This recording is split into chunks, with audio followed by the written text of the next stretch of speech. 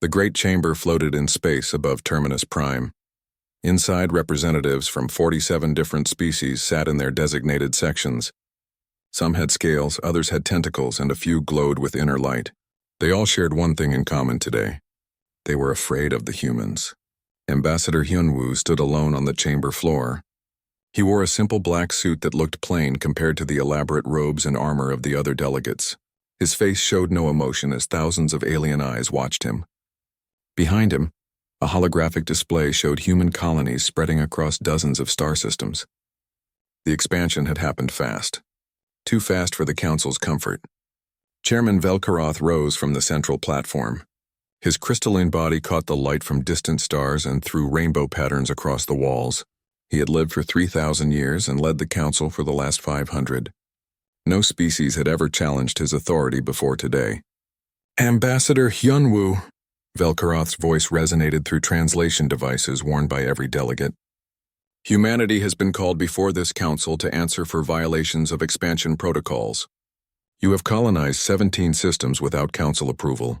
You have ignored our communications. You have refused inspections of your military capabilities. Hyunwoo said nothing. He simply looked up at the chairman with calm eyes. Velkaroth continued. Every species in this galaxy operates under council jurisdiction. We maintain peace. We prevent wars. We ensure that no single species becomes a threat to others.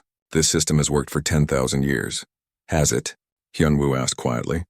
A ripple of shock went through the chamber. Several delegates made sounds of outrage in their native languages. Velkaroth's crystalline form seemed to darken. Explain yourself, human. Your system maintains peace through threat, Hyunwoo said. His voice remained level and calm. You control resources. You control trade routes. You control which species can expand and which cannot. Any species that refuses to submit faces economic sanctions or military action. You call it peace. We call it subjugation. Admiral Takmira rose from her section. Her insectoid body was covered in ceremonial battle armor. Her forearms gestured aggressively as she spoke. Your species has existed in space for less than 300 years. We have maintained galactic order for millennia. You are children playing with technology you barely understand. Perhaps, Hyunwoo acknowledged, but even children have the right to determine their own future. Velkaroth's voice grew harder. This council offers you one final opportunity. Submit to council jurisdiction. Open your worlds to inspection. Halt all unauthorized expansion. Accept council observers in your government. If you agree to these terms, humanity will be welcomed into the galactic community. And if we refuse? Hyunwoo asked. Economic sanctions will begin immediately, Velkaroth said. All trade with council species will cease. Your colonies will be isolated. Your ships will be denied access to council space. If you continue to resist, military action will be authorized. Hyunwoo stood silent for a long moment. Every delegate in the chamber waited for his response. They expected him to negotiate, to ask for more time, to request better terms. Every species did this. The council would make small concessions and the species would submit. It was how things always worked. No, Hyunwoo said simply. The chamber erupted in noise. Delegates shouted in dozens of languages. Some demanded immediate action. Others called for patience. Velkaroth raised his arms and the chamber fell silent. You refuse? Velkaroth asked. You understand what this means? I understand perfectly, Hyunwoo replied. You expect us to trade our freedom for your protection. You expect us to place our fate in your hands. You expect us to trust that your interests will align with ours. We refuse. You are condemning your species to isolation, Velkaroth said. Without council trade, your colonies will struggle. Without council protection, your borders will be vulnerable. Without council resources, your expansion will halt. Perhaps, Hyunwoo said again. Or perhaps we will manage on our own. Takmira's mandibles clicked together in her species' expression of anger. You speak with confidence for such a young species. Do you think your primitive weapons can stand against council forces? We have fleets that number in the thousands. We have technology refined over centuries. What do humans have? Hyunwoo looked directly at the admiral. For the first time, a small smile crossed his face. It was not a friendly smile. We have something you have forgotten, Admiral. We remember what it means to stand alone. A holographic image appeared beside Hyunwoo. It showed a woman in military uniform. She had short black hair and sharp eyes. This was General Jiwan, humanity's military liaison. Chairman Admiral Honored Delegates, Jiwan said. Her voice was crisp and professional. I have been authorized to make humanity's position clear. We seek peaceful coexistence with all species. We welcome trade and cultural exchange. We will honor the borders of other nations and expect the same courtesy, but we will not submit to external authority. We will not allow foreign oversight of our government. We will not surrender our sovereignty. Then you choose war, Takmira said flatly. We choose freedom, Jiwan replied. If you interpret that as an act of war, that is your decision. Velkaroth leaned forward. His ancient eyes studied Hyunwoo carefully. You are making a mistake. Every species that has challenged council authority has either submitted or been destroyed. Your confidence is admirable but foolish. We have resources you cannot imagine. We have allies throughout the galaxy. You have nothing but your pride. Pride is enough, Hyunwoo said. Our ancestors survived ice ages without technology. They survived plagues that killed half their population. They survived wars that turned entire continents to ash. And they survived because they refused to give up. That legacy runs in our blood. We do not kneel, Chairman. Not to nature, not to our own destructive impulses, and certainly not to you. The chamber fell completely silent. Even the usual whispers and movements stopped. Every delegate understood they were witnessing something unprecedented. A species was openly defying the council, not through violence or threats, but through simple refusal. Velkaroth's voice dropped to barely above a whisper. Then I am forced to make this declaration. As of this moment, humanity is declared a rogue state. All council species are forbidden from trading with human colonies. All human ships are banned from council space. Economic sanctions begin immediately. You have 30 days to reconsider your position. After that, military action will be authorized. This council is adjourned. Hyunwoo bowed slightly. It was a gesture of respect, not submission. Then we have nothing more to discuss. Thank you for your time, Chairman. He turned and walked toward the exit.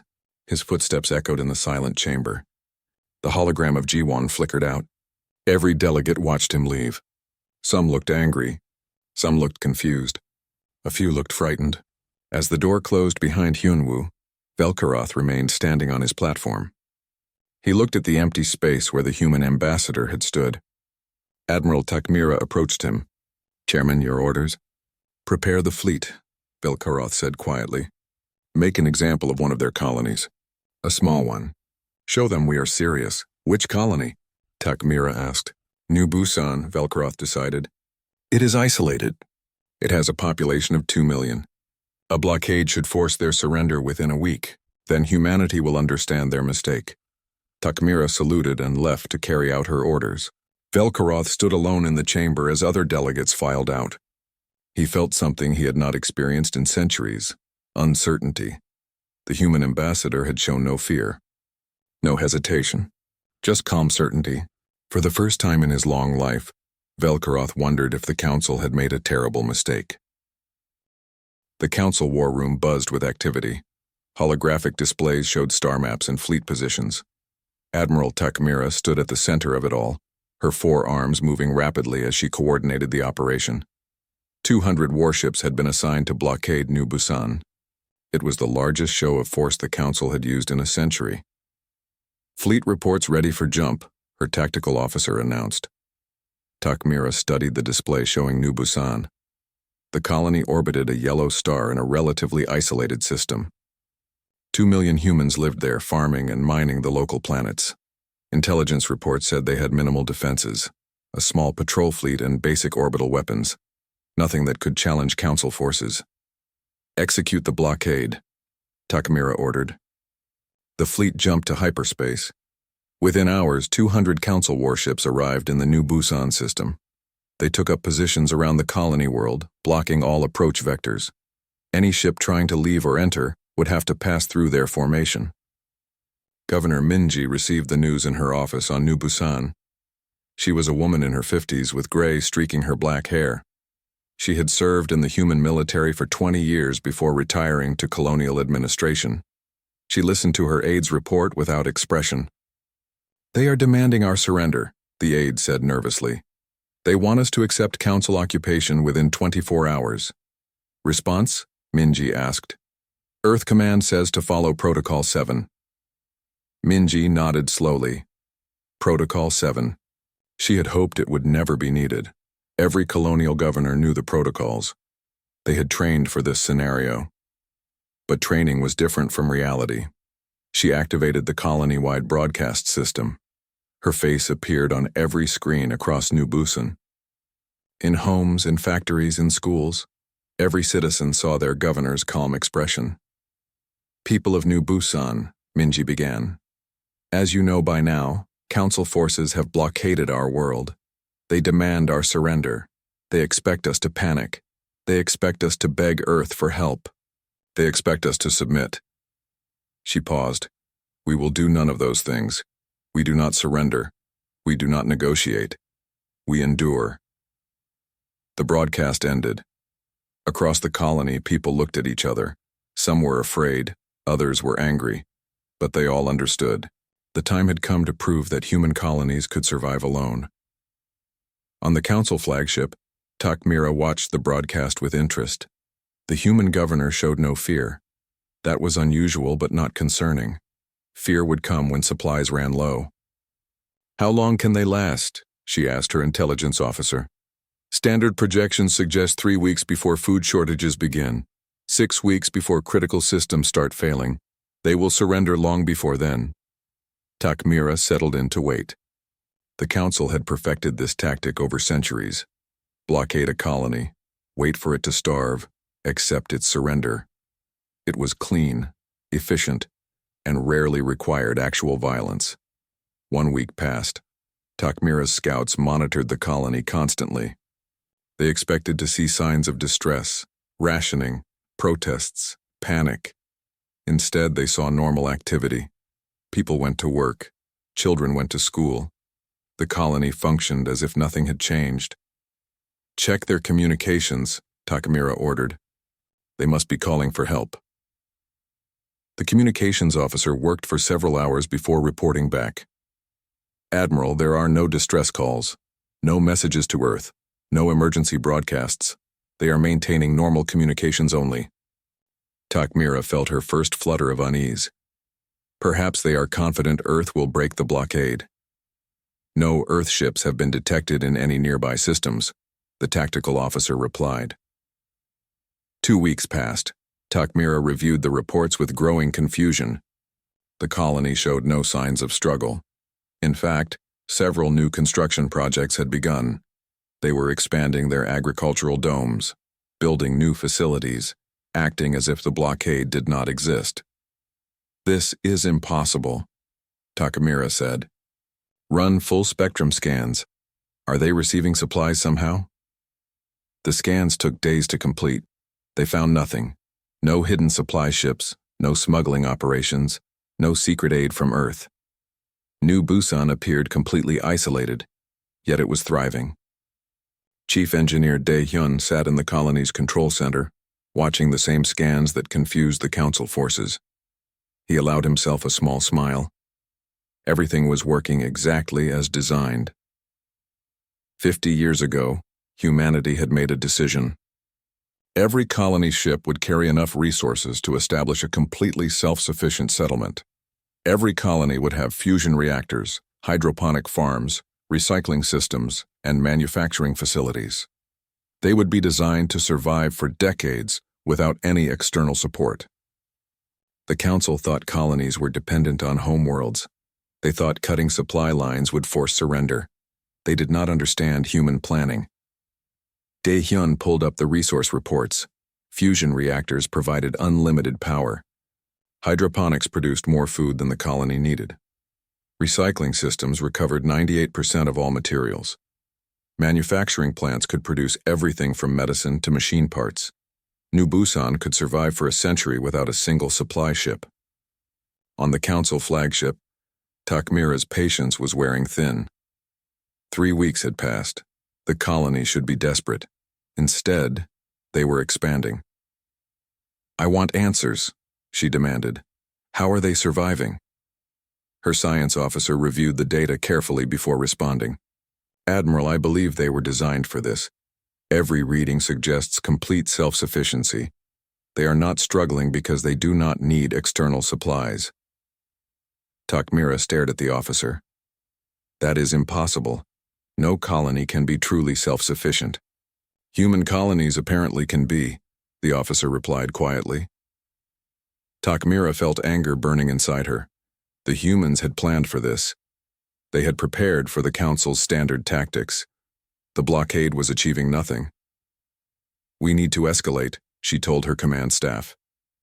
Contact Chairman Velkaroth. Request authorization for a demonstration of force.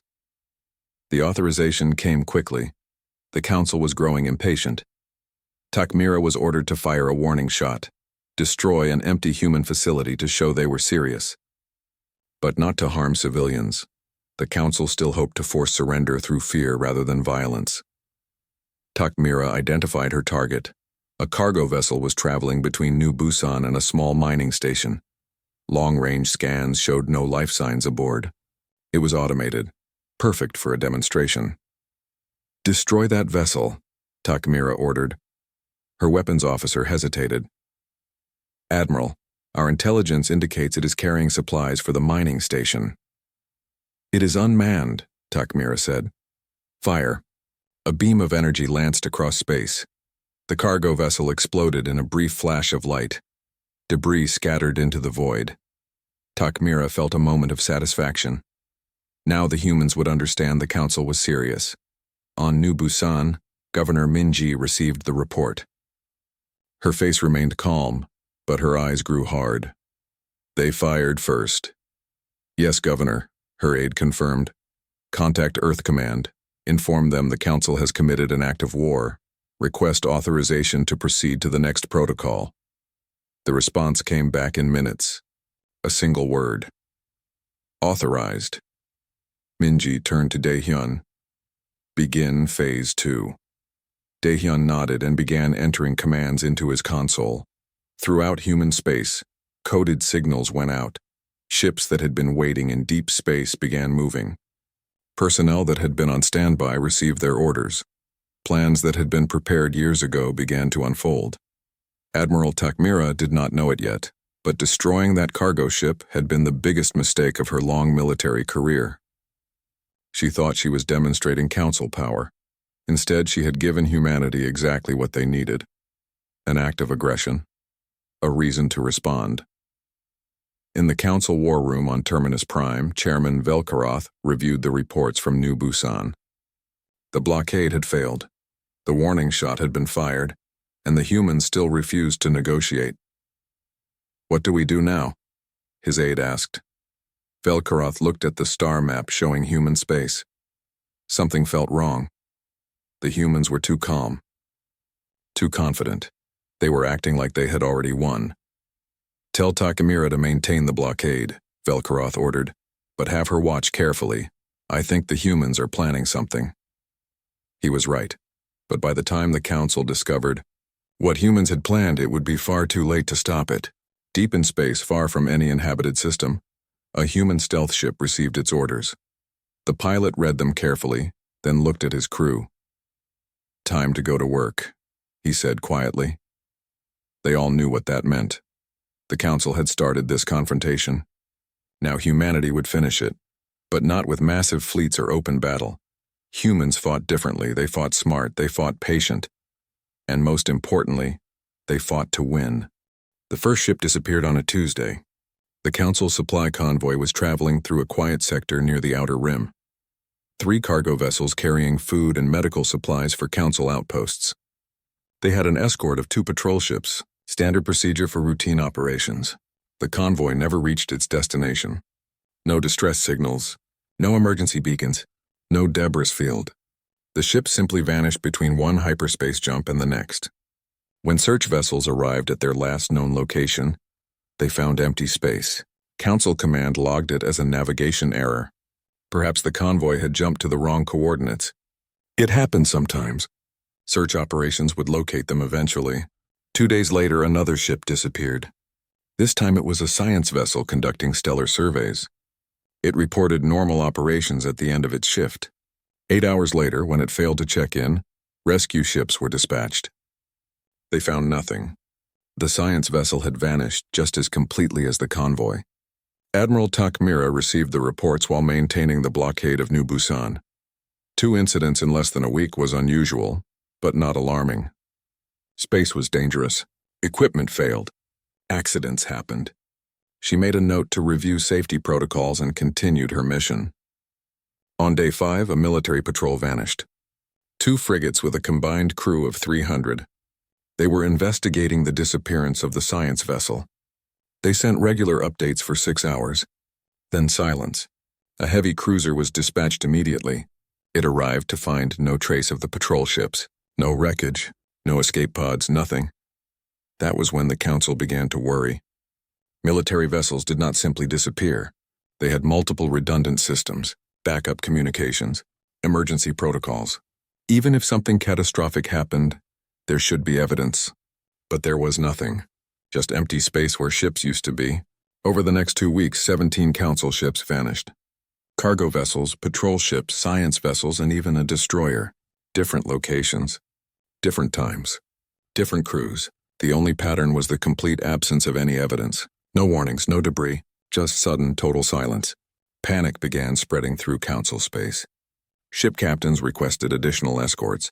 Crews asked to be reassigned to safer duties. Some civilian vessels refused to leave port at all. The confidence that had ruled the galaxy for millennia was crumbling. In the Council Intelligence Center, analyst Sua studied the patterns. She was human. Though she had lived among the Council for 15 years, she had left Earth before the current crisis, seeking a life among the stars. Now she found herself in a unique position, understanding both sides of the conflict. Sua pulled up the data on all 17 disappearances. She mapped their locations, their routes, their schedules. At first it seemed random, but as she looked deeper, she began to see something. The vanished ships all had one thing in common. They had all been near human space at some point in the previous month.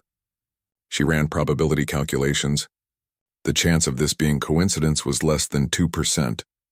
This was deliberate. This was planned. And it was almost certainly human work. Sua requested an audience with Chairman Velkaroth. She was granted 15 minutes. She used them well. "Chairman, the disappearing ships are not accidents," she said without preamble. "They are being taken by humans." Velkaroth's crystalline form seemed to dim. "You have evidence?" "Statistical analysis. All 17 ships had been near human space within the last month. Many had been part of the blockade fleet at New Busan before being rotated out. The humans are targeting Council vessels systematically." "But there is no wreckage," Velkaroth argued. "If humans were attacking, we would see signs of battle." "Not if they do not want us to see," Sua replied. "Chairman, I know how humans think. I was raised on Earth. We do not fight like other species. We do not announce our attacks. We do not follow rules of engagement that put us at a disadvantage. If humans want ships, they take them. Quietly. Efficiently. Without leaving evidence." Velkaroth was quiet for a long moment. "You are saying humans have been capturing our vessels intact?" "Yes, Chairman. And if they are capturing ships, they are learning about our technology, our tactics, our capabilities. Every ship we lose makes them stronger and us weaker." Admiral Takmira was summoned to the Council chamber.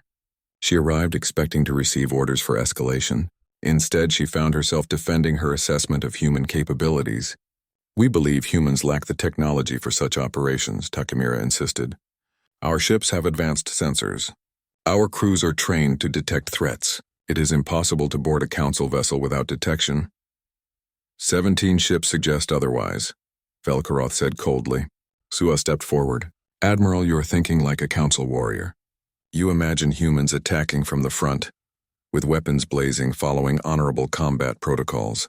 That is not how humans operate. We evolved on a world that tried to kill us every day. We learned to be patient, to be quiet, to strike when the enemy is not expecting it. Humans do not fight fair. We fight to win." Takmira's mandibles clicked in anger. "You are one of them. Your analysis is biased." "My analysis is based on 15 years of studying Council tactics and 30 years of growing up human," Sua replied. "I understand both sides better than anyone in this chamber, and I am telling you that you have awakened something you do not understand." Velkaroth raised a hand for silence. "Regardless of the cause, we must respond. Admiral, organize a rescue mission. Find one of these missing ships. Bring back evidence of what is happening." Takmira saluted and left to organize the operation. She selected her best crews. 3 heavy cruisers with full combat loadouts.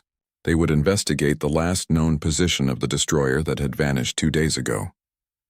If humans were responsible, they would find evidence, and if they encountered resistance, they had the firepower to overcome it. The rescue fleet jumped into the target system. Sensors swept the area. They found nothing on initial scans. Then, buried in the background radiation, a faint energy signature. It was coming from a small moon orbiting the system's gas giant. All ships investigate that signal, the fleet commander ordered. The 3 cruisers moved into orbit around the moon. Enhanced scans revealed metallic structures on the surface. A base, a small one but definitely artificial. It had not been there on previous surveys of this system. Prepare boarding teams, the commander ordered. We are going to find out what is down there. The teams deployed in armored shuttles. They landed near the structures and moved in with weapons ready. The base appeared abandoned. Empty corridors. Dark rooms. No sign of life. But as they explored deeper, they found something. A data core. Still active. The team leader connected a portable terminal to the data core. I am getting something. It looks like ship logs. Multiple vessels. Council IDs matching our missing ships. Download everything, the commander ordered from orbit, and search for survivors. The team continued exploring. In the deepest section of the base, they found a large chamber. Inside were parts. Ship parts. Pieces of council vessels carefully disassembled and organized. Weapons, engines, sensor arrays, everything labeled and cataloged. They took the ships apart, the team leader reported. Every piece was removed and stored. This is not destruction. This is harvesting. Back on the cruiser, the commander reviewed the downloaded data. Ship logs showed arrival times, crew numbers, and cargo manifests. But more disturbing was what came after. Notes in human language. Analysis of council technology. Improvements that could be made. Weaknesses that could be exploited. Get the teams back now, the commander ordered. Something felt wrong. This base was too easy to find. The data too easy to access. It felt like a trap. The teams made it back to their shuttles. But as they lifted off, the base exploded. Not a normal explosion. An electromagnetic pulse that fried every electronic system within range. The shuttles crashed. The cruisers lost power. In seconds, the entire rescue fleet was dead in space. That was when the humans appeared. Ships uncloaked all around them. Not warships. Salvage vessels. Boarding craft. They moved in quickly and efficiently, cutting through hulls. Deploying teams. Within an hour, all 3 council cruisers had been boarded and their crews captured. The commander sat in his darkened bridge, emergency lights casting shadows. A human in advanced armor stood before him. The human's helmet retracted, revealing a young man with calm eyes. His name tag read, Tae Young. Your crews will not be harmed, Tae Young said in perfect council common. You will be held temporarily, then released. Your ships will be studied. We thank you for your contribution to human advancement. This is an act of war, the commander said. No, Tae Young replied. Your blockade of New Busan was an act of war. Your destruction of our cargo vessel was an act of war. This is simply our response. We fight differently than you expected. That is your mistake, not our. He turned and left. The commander sat in the darkness, finally understanding what Suwa had tried to warn them about. Humans did not fight like other species. They did not follow the rules. They adapted. They improvised. They won. When word of the rescue fleet's capture reached the council, silence fell over the chamber. 20 ships lost now, hundreds of crew members captured, and humans had done it all without firing a single shot in open battle. The largest fleet in galactic history assembled above Terminus Prime. 2,000 warships, vessels from 47 different species, cruisers, destroyers, carriers, and dreadnoughts. Enough firepower to reduce a planet to ash. All of it aimed at humanity. Admiral Takmira stood on the bridge of the flagship, a massive dreadnought called the Eternal Justice. Around her, holographic displays showed the assembled armada. Every ship reported ready for combat. Every crew prepared for war. This was no demonstration. This was the full might of the Council unleashed. Chairman Velkaroth appeared via hologram. His crystalline form looked older somehow. Dimmer. Admiral, the Council has authorized total war. Your target is Earth itself. Show humanity what happens to species that defy us. Understood, Chairman, Takmira replied. We jump in 1 hour. The fleet disappeared into hyperspace. It would take 3 days to reach Sol System. 3 days for humanity to contemplate its mistake. 3 days to surrender before the killing began, but no surrender came. No desperate pleas for negotiation. No attempts to flee. Earth and its colonies simply waited. On the 3rd day, the Council fleet emerged from hyperspace at the edge of Sol System. Sensors immediately began scanning for human defenses. They expected massive fortifications, weapon platforms, minefields, the entire human fleet ready to defend their home world. Instead, they found one ship. A single diplomatic vessel hung in space between the Council fleet and Earth. It was small, unarmed, a simple courier ship that could barely carry 20 people. Compared to the Council armada, it looked like a child's toy. Is this a joke?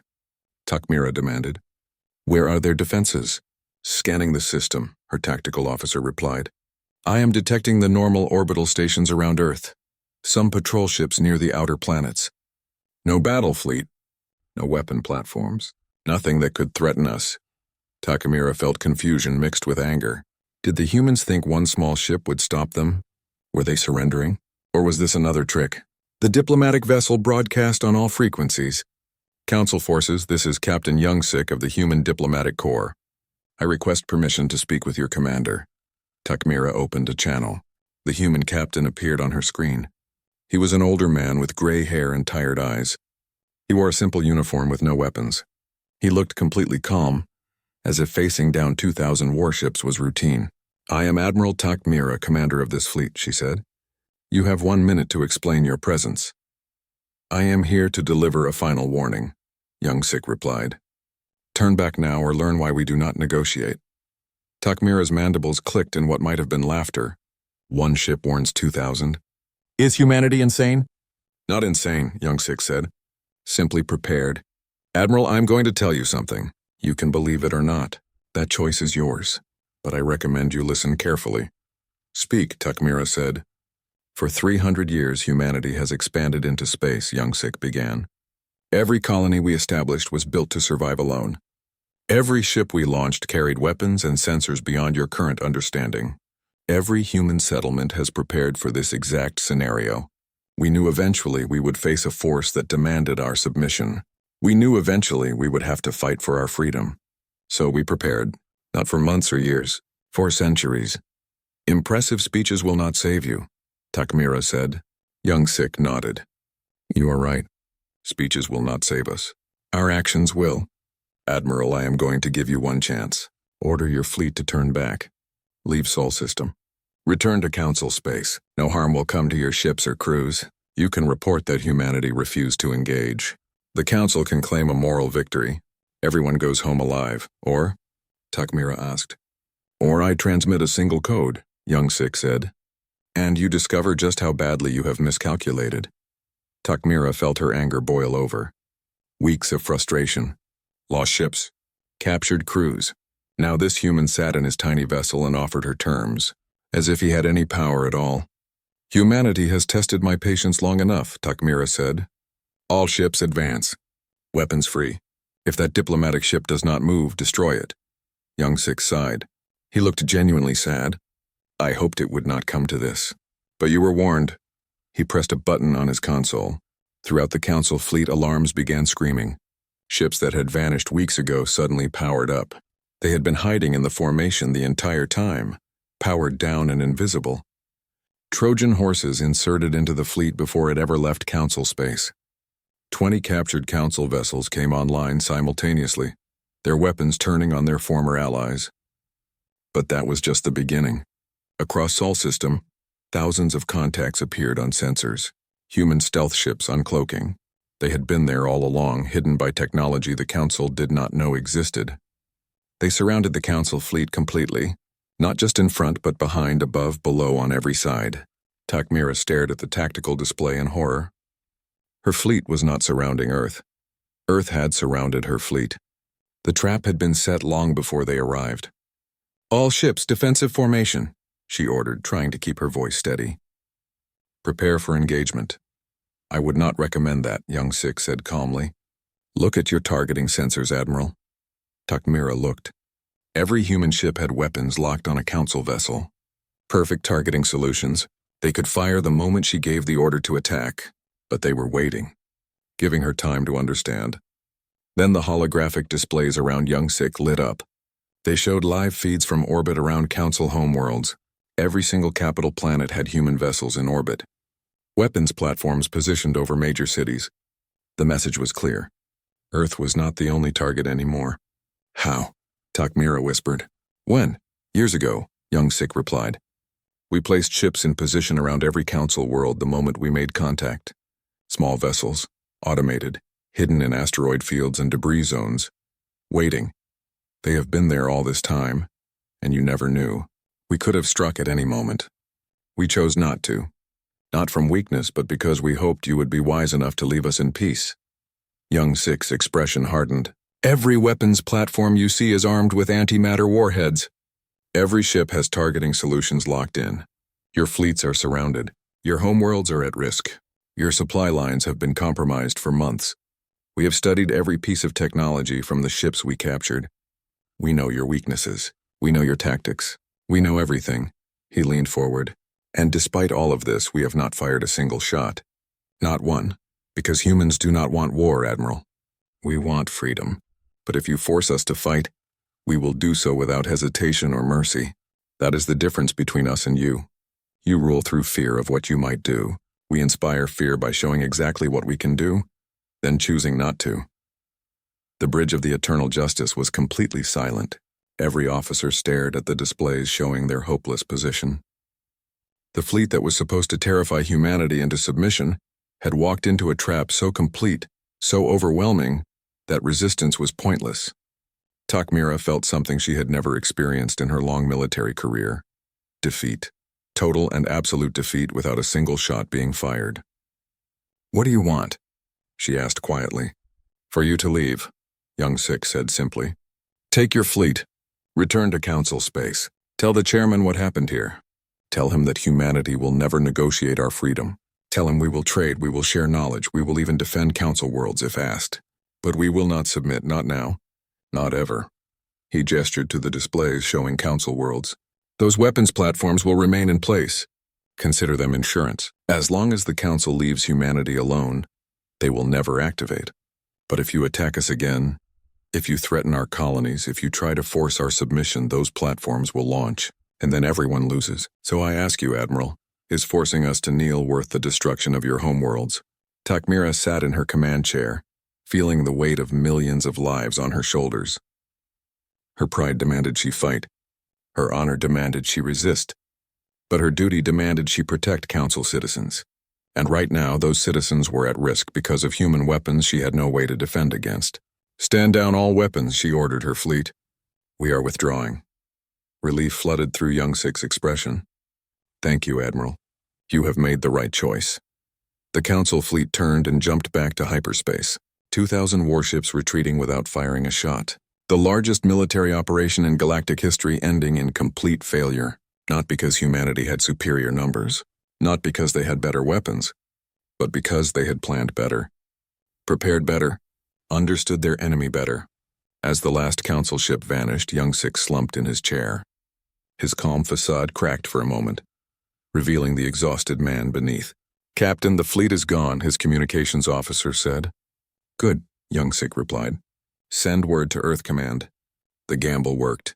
Now we see if the Council learned its lesson. On Terminus Prime, Chairman Velkaroth watched the reports flood in. The fleet defeated without battle. Council worlds held hostage. Decades of assumed superiority shattered in one afternoon. And through it all, humanity had not fired a single shot. They had simply shown what they could do, then offered peace. 1 month had passed since the fleet returned in disgrace. The Council chamber was full again, but the atmosphere had changed completely. Where once there had been confidence and certainty, now there was caution and fear. Every delegate understood that the old order had ended. A new reality had begun. Chairman Velkaroth stood on his platform. He looked older than before. The weight of failure and the burden of necessary change had dimmed his crystalline form. But his voice remained steady as he addressed the assembled delegates. This council has existed for 10,000 years, he began. In that time, we have maintained peace through strength. We have prevented wars through the threat of force. We have created order through the promise of prosperity and the fear of isolation. This system has served the galaxy well." He paused, letting his words sink in. "But it has failed with humanity. We attempted to apply our traditional methods. We issued ultimatums. We imposed sanctions. We demonstrated military force. And we achieved nothing except to reveal our own weaknesses." Murmurs ran through the chamber. Some delegates looked angry. Others looked afraid. All of them knew Velkaroth was right. "Therefore," the chairman continued, "I propose we formally recognize humanity as a sovereign power, not as members of this council, but as an independent nation with whom we establish diplomatic relations based on mutual respect, rather than subordination." The chamber erupted. Delegates argued in dozens of languages. Some demanded stronger action against humanity. Others advocated for immediate acceptance of the chairman's proposal. The debate raged for hours. Finally, a vote was called. Every delegate knew the alternative. If they rejected the proposal, they would have to choose between accepting human independence anyway, or attempting another military action that would certainly fail and might result in retaliation. When the votes were counted, the proposal passed. Not unanimously, but by a wide enough margin to establish new council policy. Ambassador Hyunwoo returned to the council chamber. This time he walked with his head high, not in arrogance but in the quiet confidence of someone whose position had been validated. He took his place on the floor and waited. Velkaroth descended from his platform and approached the human ambassador directly. It was an unprecedented gesture. Council chairmen did not leave their platforms for anyone. "Ambassador Hyunwoo," Velkaroth said formally, "on behalf of this council, I extend recognition of humanity as a sovereign and independent power. We acknowledge your right to self-determination and your refusal to submit to external authority. We offer formal diplomatic relations, trade agreements, and mutual defense pacts based on partnership rather than subordination." Hyunwoo bowed respectfully. "The people of Earth accept your recognition and welcome diplomatic relations with all council species. However, I must be clear. We will not be joining this council as members. We offer partnership, not allegiance." Several delegates began to object, but Velkaroth raised his hand for silence. "We understand. You have earned the right to set your own terms." Over the following weeks, individual council species began approaching Earth with proposals. Trade agreements for human technology, defense pacts to protect against external threats, cultural exchange programs, research partnerships, all of them offering terms that acknowledged human sovereignty. Governor Minji of New Busan received dozens of visitors from species that had supported her blockade. They came with apologies and offers of compensation. She accepted their apologies gracefully and negotiated trade deals that benefited her colony. The blockade that was supposed to break humanity's will had made one human governor into a symbol of resistance. Now that same governor was becoming a symbol of reconciliation. Captain Young-sik found himself promoted to admiral and placed in charge of humanity's diplomatic defense fleet. His peaceful resolution of the Sol system confrontation had made him famous across the galaxy. He spent his days now coordinating with council military officers, sharing tactics and strategies, building the foundations of genuine cooperation. But not everyone in human leadership felt celebratory. In a secure facility on Earth, a private meeting was taking place. Present were the key figures who had planned humanity's resistance. Hyunwoo, Minji, Young-sik, and the architect of humanity's military strategy, General Kyung-soo. Kyung-soo was a man in his 70s with cold eyes and a mind like a tactical computer. He had spent 50 years planning for this confrontation. Now he reviewed the results with his characteristic precision. "We were 12 hours from actual war," he said quietly. "If Admiral Takmira had ordered her fleet to attack, we would have had to follow through on our threats." "Could we have?" Minji asked. "Yes," Kyung-soo replied without hesitation. Every word Captain Young-sik said was true. "We had weapons positioned over council worlds. We had their fleet surrounded. We could have devastated their military and struck their homeworld simultaneously, but the cost would have been enormous. Millions dead, possibly billions if the war escalated. We won because we convinced them we would pay that cost without hesitation. But we would have hesitated," Hyunwoo said. "Of course," Kyung-soo agreed. "We are not monsters." But they did not know that. They saw our preparations and assumed we were willing to use them without mercy. Their own fears defeated them more than our capabilities. Youngsik leaned back in his chair. 300 years of preparation. Every colony ship designed for independence. Every settlement built to survive alone. Every human trained to resist subjugation. All of it leading to this moment. It started long before that, Minji said. It started when our ancestors survived ice ages without fire, when they survived plagues without medicine, when they survived wars that should have destroyed them. We carried that legacy into space. The Council rules through fear. We survived by making fear work for us instead. Kyung-soo pulled up a holographic display showing human expansion across the galaxy. We have 42 colonies now, each one completely self-sufficient, each one capable of surviving without Earth. If a disaster destroyed our homeworld tomorrow, humanity would continue. We are not just one planet anymore. We are a species that cannot be eliminated by destroying a single world. That is what the Council truly fears, Hyunwoo said. Not our weapons, not our technology, but our resilience. They can destroy Earth and we would survive. They can blockade our colonies, and we would endure. They can isolate us completely and we would prosper alone. That makes us ungovernable, and an ungovernable species threatens their entire system of control. So what happens now? Minji asked. Now we build, Kyung-soo said. We establish embassies. We create trade networks. We share knowledge. We prove we can be good neighbors. But we never forget what they tried to do. We never let our guard down, and we never ever submit. Young-sik looked out the window at Earth hanging in space. Our ancestors looked up at the stars and dreamed of reaching them. When we finally did, we found a galaxy ruled by fear and intimidation. We could have submitted. We could have accepted our place as junior members of their system. But that is not who we are. We are the species that refuses to kneel, Hyunwoo said quietly. It is in our bones, in our blood, in every story we tell our children. We do not surrender. We do not give up. We endure. 6 months later, the first human embassy opened on Velkaroth's homeworld. Ambassador Hyunwoo presided over the ceremony. Delegates from dozens of species attended. It was a celebration of a new era. Humanity had taken its place among the galactic powers, not as subordinates, not as members of the Council, but as equals who had earned respect through strength and restraint. Chairman Velkaroth gave a speech praising the new partnership between humans and Council species. He spoke of mutual benefit and shared prosperity. He spoke of how humanity's unique perspective would enrich the galactic community. He did not mention the threats. He did not mention the defeat. He did not mention the fear. But everyone remembered. Every species that had supported the blockade remembered watching human colonies thrive in isolation. Every military officer remembered the fleet surrounded and helpless. Every political leader remembered seeing weapons positioned over their home worlds. They remembered, and they treated humanity with a respect that had not been earned through submission, but through the demonstrated ability and willingness to stand alone against the entire galaxy. In the decades that followed, humanity became known as the species that would not kneel. Other young species, facing Council pressure to submit, would look to the human example. Some would find the courage to demand their own independence. The absolute authority the Council had maintained for millennia began to fracture. Velkaroth watched these changes with mixed feelings.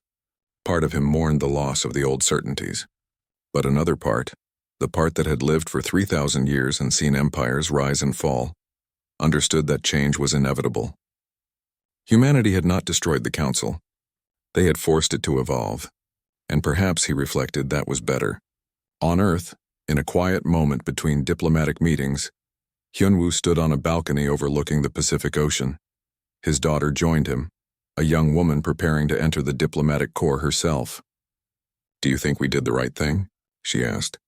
Refusing to negotiate, Hyunwoo considered the question. "We did the necessary thing.